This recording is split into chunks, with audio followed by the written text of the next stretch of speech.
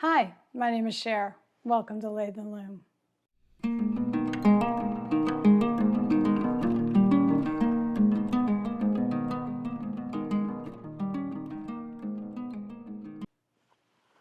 Thanks so much for stopping by the channel. Welcome or welcome back. This is a mainly knitting podcast. I'm also in the process with my husband of opening a fiber mill in South Carolina. So at the end, I have just a little bit of construction update. I was actually able to go down and visit the property. We've got the building framed, so I was able to take a little bit of video to share with you. So we'll have that update. I have two finished objects, actually three. One I don't have with me, but and I'll talk about some of the priority whips or the main whips that I've been working on over the last couple of weeks since I last podcast. So without further ado, let's get started.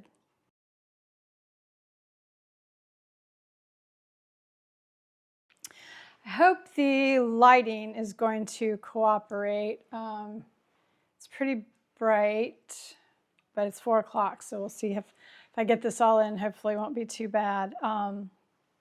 And I will just talk about my first FO, which you may have also seen if you follow me on Instagram. This is the Wintering Sweater by Alicia Plummer.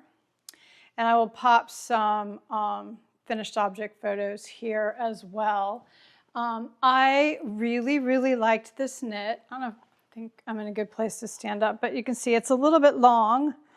And you can see in the photo, I did it tunic style on purpose, so it's quite a bit longer than I would normally knit.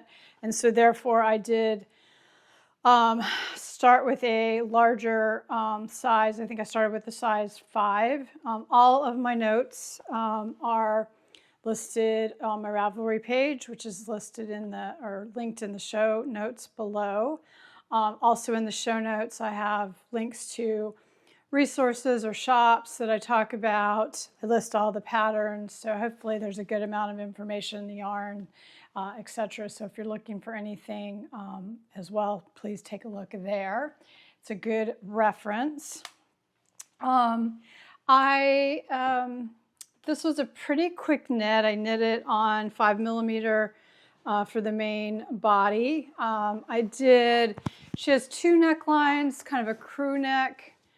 They're both this nice, has this nice rolled edge with ribbing. She has a taller neck and a crew neck, and I sort of went in the middle. I feel like it's maybe like 18 rounds or something, but I'm not, don't check my project notes. And then same on the sleeve and the hem of the body. There was a pattern update right about the time that I had already joined for the below the sleeves, but I was able to get the same pickup rate. And I'm happy with how the sleeves turned out. I did use an interesting technique, and I will try to put a couple pictures as I talk about, but when I was doing research and this does have a short row sleeve cap on it. And when I was doing some research for that for my dad's jumper that I'll talk about later, I had run across a video where when the knitter picked up the stitches around, around the sleeve, the arm side here, they carried a contrast color yarn, and I used some, I think it was navy blue mercerized cotton, so it'd be real slick but strong. And you just carry that as you're doing your pickup and then leave those 2 ends. And then you knit your first couple rounds, get kind of into your sleeve properly cast on. And then you can go back with a needle and start where you ended the pickup. So here you have your free yarn. You started your pickup, you went around the arm scythe, and then you started your knitting. But where you ended that and work your way backwards, right? So you're working towards the tail end, and tighten up those stitches. So I did it on one sleeve and not the other, and I don't think you can tell looking at it here, but I could certainly tell looking at it, and again in some of these photos you can see where it almost like cinched up that whole first row. So it made it just really neat and tidy. So I will, actually I did not link that. I will link that below so that you can see that as well. But I did think that now it's a little time consuming. I mean, it probably took me a good 40 minutes to pick back through that. Partially, I didn't have the best lighting. I wasn't at home, but I think it was worthwhile, and I would do it again to have that really tidy sleeve pickup. So anytime you're picking up stitches, I think that's just an interesting technique. So what else can I tell you? This is Toasty yarn. I talked about it quite a bit in the last podcast as well. Their traditional collection 2-ply, which I believe is Rambouillet Targhee. I think that's right. But their website is linked below. This is also the yarn I did my antler sweater in, and I really, really like it. It blooms beautifully, and it softens up quite a bit from initial knitting through that first blocking, and then it'll continue to soften up, but not in a way that isn't hard wearing. I've really, really worn the heck out of my other sweater made with this yarn, and it's held up fabulously. So really good pattern. I would definitely, I would knit another one. I might knit one, kind of more cropped length, but I do like having this one sort of a tunic length, so sort of covers my bum if I want to have leggings on or something. So that is the Wintering by Alicia Plummer. My next finished object is it was a impromptu buddy cast on with my friend June, who she wanted to knit. Her husband wanted the Olympic opening games Team USA hat. So we looked at it, found a pattern. This is the pattern by Susan Rainey, so it's kind of reverse engineered. This is I think the team thing is a Ralph Lauren pattern that retails for about, I think it's like $398 or something crazy. But I had the yarn in stash, so this is Briggs & Little Heritage 2-ply, which is perfect weight yarn. I knit the extra large size. You'll see I got a little nervous for when I first finished off, not realizing, of course, that this tassel is supposed to pull this down a little bit. But let's see if I'll pop it on here.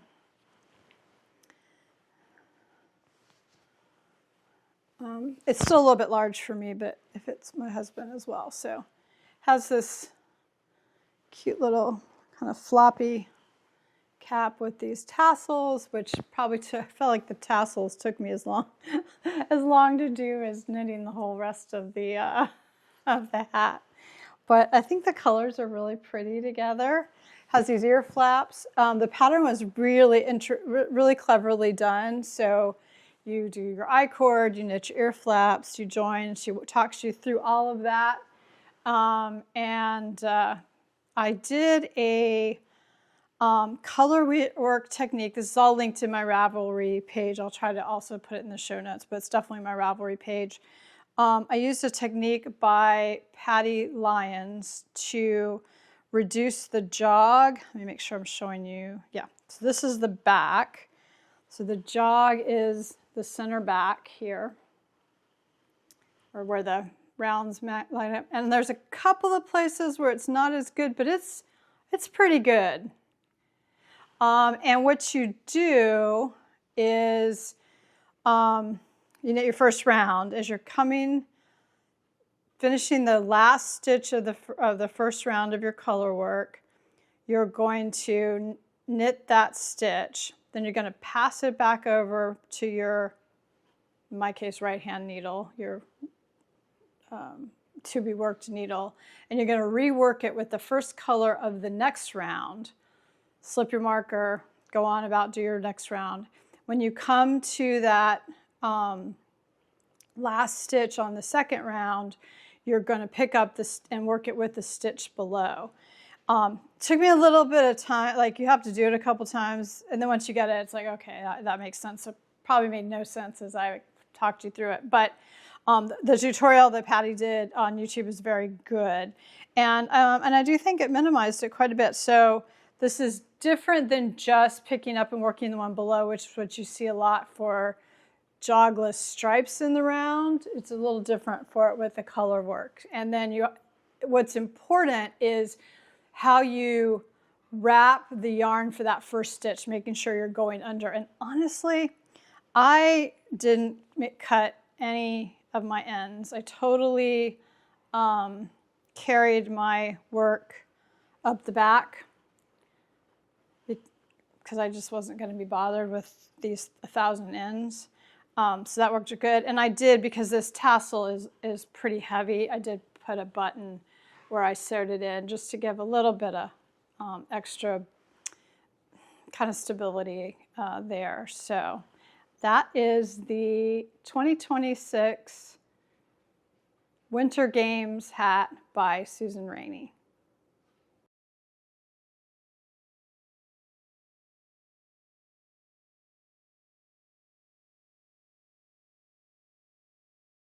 My last two finished objects are, I've been dabbling a little bit in crochet. Last month I did some sunrise coasters, which is a pattern by Toni Lipsey. And this month I did some in this Crafter's Cotton. I don't think, do I have the ball band? I thought I had the ball, yes. Crafter's Cotton in this sort of Valentine colorway. Speaking of Valentines, thank you, Mr. Linden for my pretty roses. Let's see, this is color 138, Valentines. No surprise there. And so I did a couple of these for my daughter-in-law and son. She's very good at decorating the house with all the cute seasonal things. So here's a photo of those. Obviously, I do not have them with me. And then I've been sort of watching folks and wanting to explore a little bit with Tunisian crochet. So yesterday I looked at a playlist by Toni Lipsey, which is TL Yarn Crafts on YouTube, and link is in the show notes. She's got a nice introductory series. I didn't have a proper Tunisian crochet hook, but you know, to start you can use a regular crochet hook. So I did that and just tried this little Tunisian square coaster, I guess, if you will. And then I sort of steamed it over the vaporizer. It did shrink up quite a bit because I was hoping it would be good fabric for not washcloths, pot holders. I'm not sure it would be thick enough. And I don't know if I would want to knit it at any thicker gauge. I already kind of went down a little more than, I mean, it does make a pretty stiff fabric. I didn't like it was interesting to learn, and there's some other stitches that I think I can see the attraction, but I'm not an avid crocheter anyway, and it didn't make me want to run out and buy Tunisian needles. I think I will try it again, you know, here and there, but for some reason I am really enjoying those little sunrise coasters. Is sort of just a nice when I want to just sit down and do something and pick it up. So my challenge then is, I did buy some Easter kind of colored yarn to do, and I do use them for our coffee carafe is how I kind of got started on it. But my challenge though is, if I'm going to crochet, I need to work on the batten bird blanket. So in January I did 30 minutes of knitting for socks. This month I've just sort of dabbled in here and there. I didn't have set a strict 30 minutes of knitting goal. I'm really trying to focus on my dad's jumper this month and hopefully get that done. But what I think I will do in in March would be to try to do 30 minutes of knitting on the Battenberg squares. So what I want to do is get it all out, sort of decide how many more squares I need for whatever size I would want to do, and then set up some way so that I'm knitting both the color and solid squares in tandem to sort of have sets of A and B blocks, if you will, to, you know, kind of expedite putting it together and so forth, and have a kind of a conscious count of what I'm doing. So that's how I'm planning to use my 30 minutes of knitting going into next month. That, let's see, yeah, so that finishes off my finished objects, so we'll move on to whips.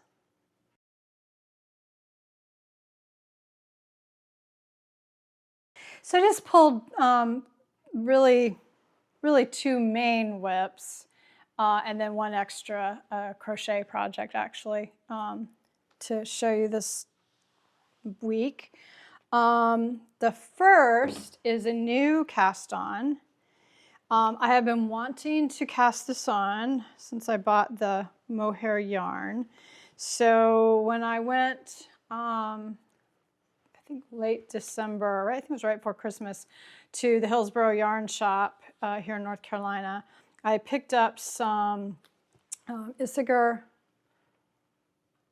silk mohair, and this is the colorway. Sorry guys, I feel like I got probably mohair on me. So 75% kid mohair, 25% silk for 25 grams. And this is the color 36. This is pretty purple. And I originally bought it, and I bought at the same time some alpaca, I think it's alpaca 3 in a lavender color.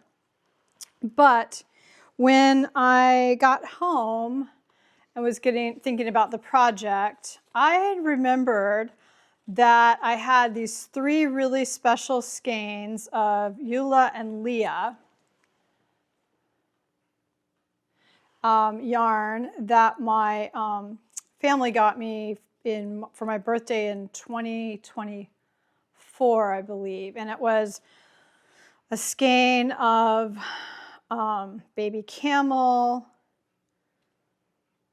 I think cashmere, and the 3rd skein was baby yak. And the baby yak was in the mulberry colorway, and this is in the fingering weight, and it's really good yardage. It's 100 grams is 430 yards, and recommended needle is a 3.25 millimeter US 3. So my skein weighed 101 grams, and let's see, I have it kind of in a yarn cake here, but here is that beautiful, just rich dark purple. So with the silk mohair, it's really, I thought, oh, that's going to be lovely. And what I'm knitting with it is a Stay Toasty scarf. So I had 2 skeins of the Issachar silk mohair, which is 212 meters, and then the meterage in the Ula+LIa is 393, so really similar. I had enough to do, use the whole skein of the baby yak. And so I waited until I finished a couple of other things, trying not to overdo my cast on. Oh, my needles are all twisted, but I have cast on the Stay Toasty scarf, which is a pattern by Veronika Lindberg, or Kurovakika. And it's looking a little more brown here. It is a dark plum. But I like this pattern. I knit one at Christmas for my mom. And if little scarves go, I don't know what I have done. This yarn is a nightmare. as little scarves go, I have done the simple thing, which is a pattern by Melina Brell, which is a really good, well-written free pattern.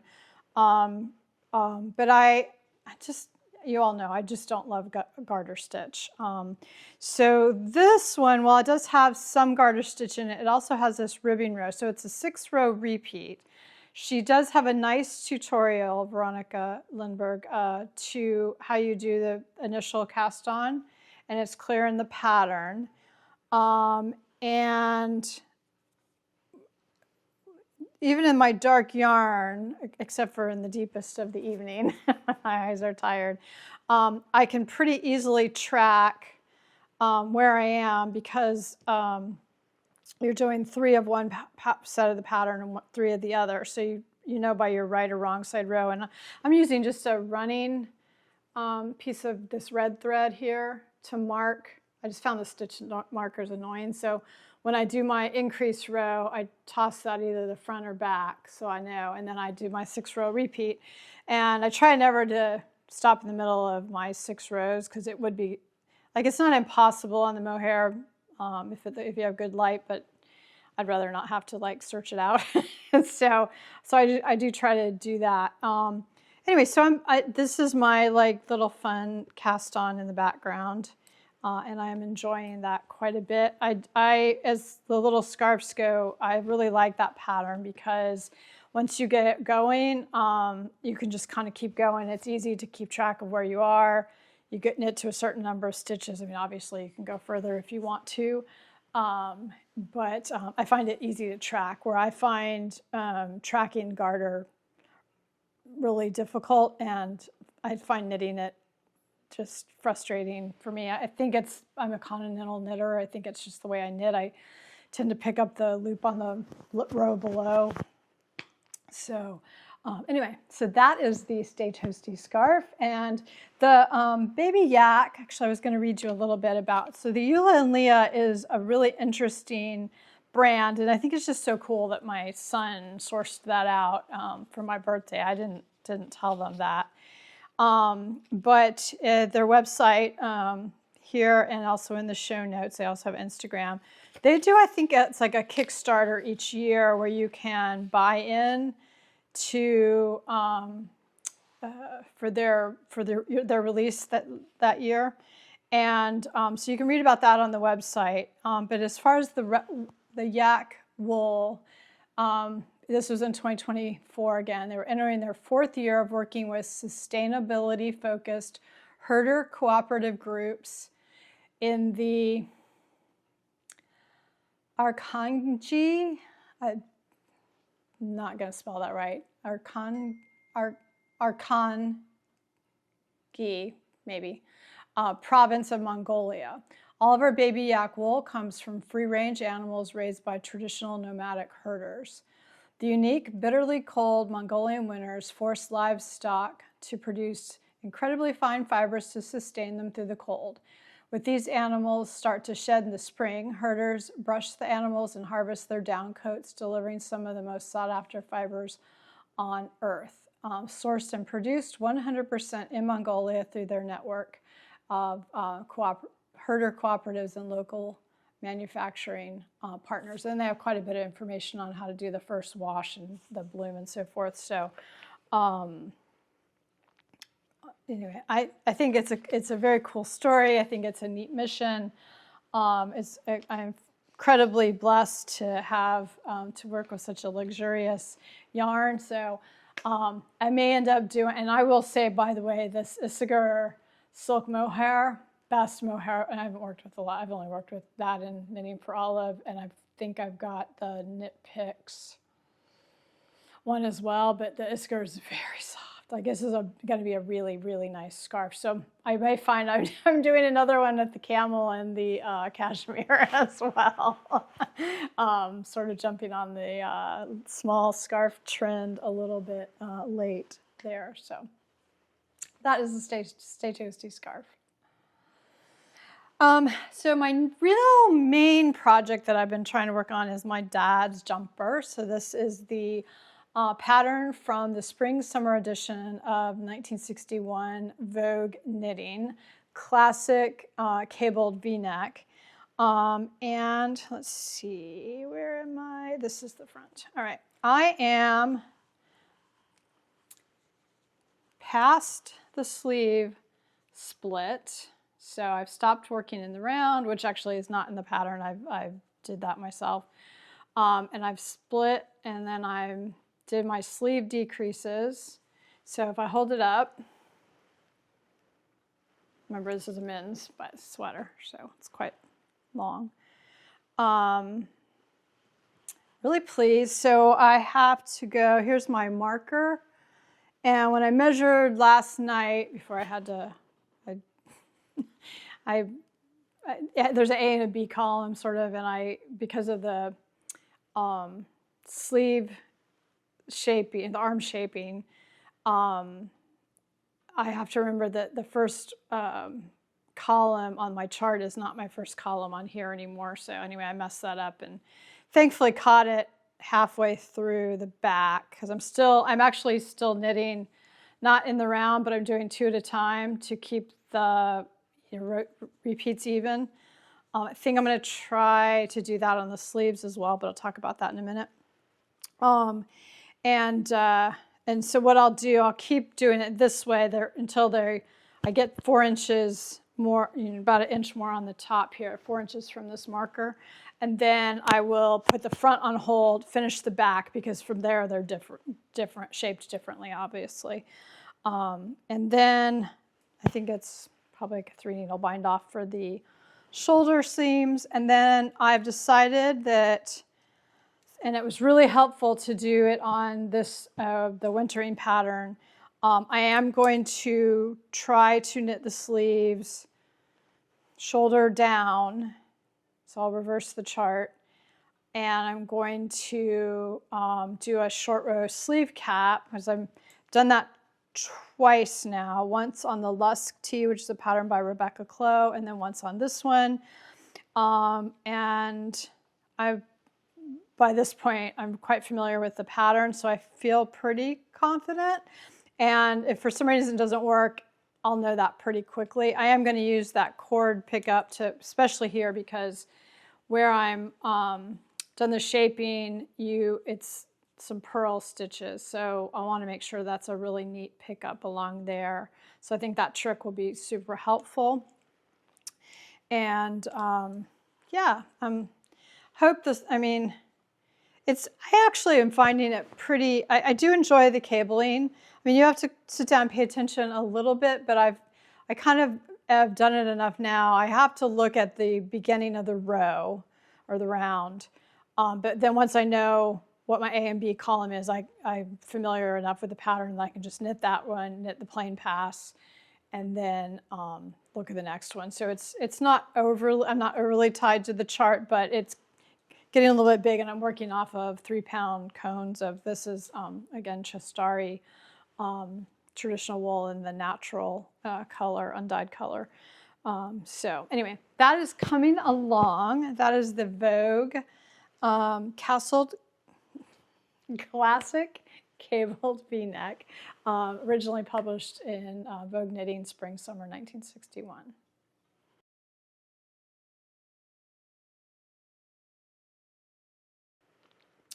And then the last thing I wanted to show is, I may or may not remember if I took a picture. I was doing a blanket for our Labrador, Sadie, and I'd started doing linen stitch in fingering weight. And as I would crochet, crochet, crochet, crochet, and it's like a doll thing. It was so small. So it sat there, and I'm like, I'm never going to finish that. And what I'm using is scraps of sock yarn, because it seemed like that would be good for a blanket. So I was going to redo it and just hold it double with some natural colored sock yarn. And I got looking around at the patterns and saw one for this called Modern Granny Square. And there's a tutorial. I looked at a tutorial by Play Hooky with Me. And I started that again. And I quite like it. It's 2 round repeat, one that's sort of like the traditional granny cluster, and then one with a, what would you call that next row? More of a, really like a chain row. So it just has a little different effect. And I like how the striped sock yarn is showing up in it. So I haven't knit on this, I've not crocheted on this in a while, but it's just kind of in the background, and I kind of have my little basket of like little sock scraps and such that to use up fingering weight. So I will do that. I'm just sort of, if it's a little bit, I'm knitting the whole piece. If it's a lot, I'm kind of knitting until I think, oh, that looks good, and trying to blend a little bit with the colors, but it helps having that natural color traveling along with it to sort of blend. So more to come on that. So that is the Modern Granny. That is really, I think, everything. Let me check my notes. Yeah, that's kind of all the main things in progress. We are moving quite along on the construction for the mill. Or we aren't, the contractor is doing a phenomenal job. And so I was able to go down to the farm last week and meet them out to do the first like actual walkthroughs. First time I've been in, like the last time I was out there, it was just the dirt. So actually see, although we've been kind of seeing it in pictures and through the camera, first time I really got to see it live and in person, which was very exciting. I think it might be the first time I drove my car to the farm too, which was kind of fun. But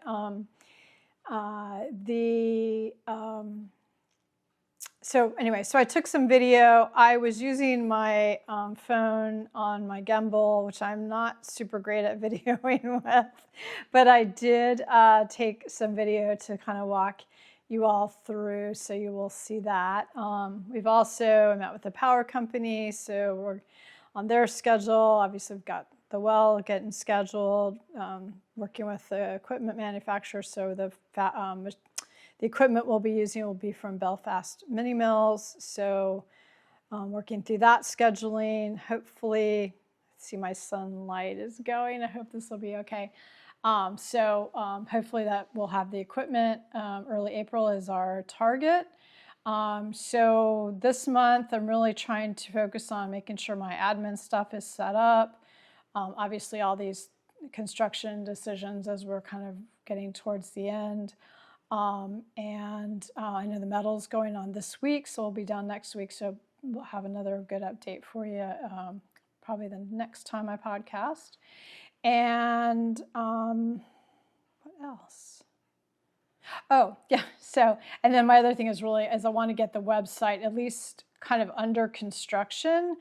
So I want to start being able to, I've kind of thought through preliminary pricing for wool processing. So while I will have over time my own fleece to process for our own farm yarn, the primary business for the mill will be custom processing for other small farms and individuals. I mean, part of how I got down this path is because I've got, you start with one fleece and it's like an addiction, and you have a whole closet full. The next thing you know what, you're running a mill.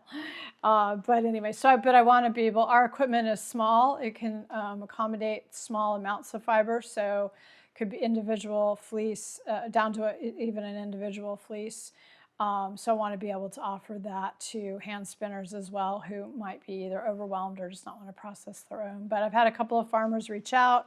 So anyway, I want to have the website available, and then I know I will be at Carolina Fiber Fest here early March, and at Maryland Sheep and Wool in early May. So if there's someone that is interested in doing me doing a pickup, that might be a possibility as well. So tell your fiber friends if you don't mind. I will have had all my training and have samples and such by then. Obviously, I'll be talking to folks as well. But So yeah, it's been really exciting to have all these things coming together after,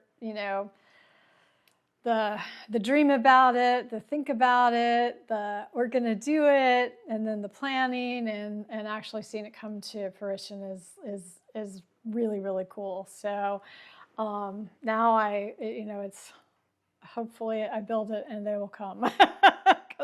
Because I need to definitely make it a viable business. But anyway, so here is a little bit of a video tour for you. It's quite short, but you get a little bit of a feel.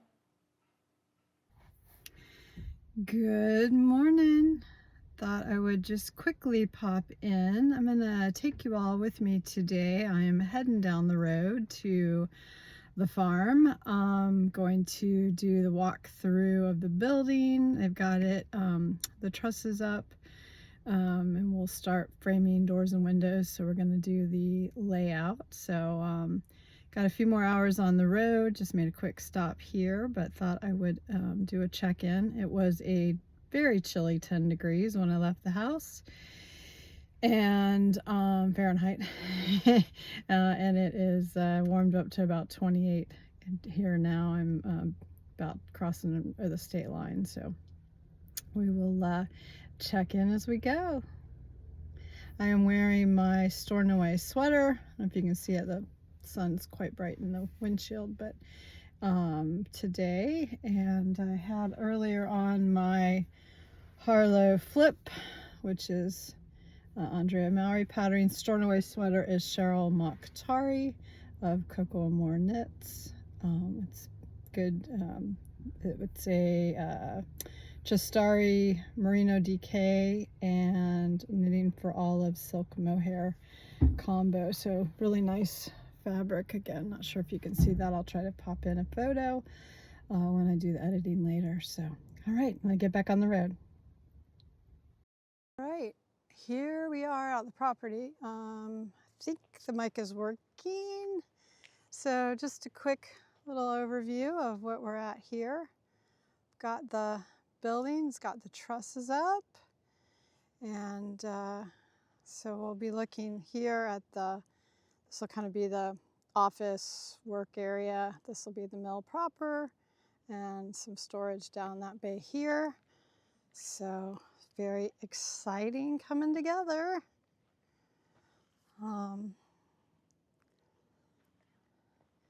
Should be getting the siding and roofing and stuff delivered at the end of the week. So it's really coming along. Go up and walk in here a bit. So this will be the bay door.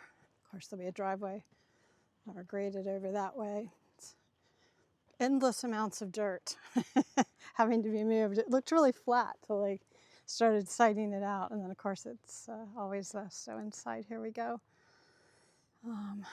So again, looking down, there'll be a wall about 20 feet in. That'll be the office area, and then the mill area out here proper. So it's very exciting. Just got you a little view there, and then I'll have a porch out here. So the sun's probably going to glare, but covered overhang porch here. And eventually the house will be in this area, and pasture down there and over that way for the sheep. So that is your first view. So hopefully that was a little sneak peek of what's to come. We went out and laid out the windows and doors today, and everything, I can't work this camera, everything is looking good. So got to get all the utilities in, so that's kind of next on the list. And yeah, so next time it probably will have siding by the time you see it. So it's really the first time I've been down since it's really been under construction. So it's really fun to see something after all this time, to have it you know, under roof and becoming a reality. So wanted y'all to get a little look. All right, so hopefully that gives you a little bit of a flavor for more to come, and I think, you know, more and more I'll be able to have good updates. I would be curious to know in the comments as we move forward, would you rather see farm and mill and processing and fiber updates separately or kind of mixed into the channel? I know I watch channels who do solely one or the other, and then I do some that's blended. I tend to like it to see both. I guess if it's something you don't like that day, you can certainly scroll on by, but I would really be curious. I have debated whether or not it's a good idea to start a second channel with that content. It's not really where I want to spend my time. I mean, I enjoy the video vlogging and the podcasting, so I want to keep that up, but I think I'd like to keep it on the one channel. Yeah, I would just be curious for your opinion on that. Anyway, but thank you so much for spending some time with me today. And drop me a comment. I'd love to know where you're watching from, what you're working on, or any other random things you have to talk about. And I will wish you happy knitting, spinning, crochet, dyeing, and weaving. Bye, y'all.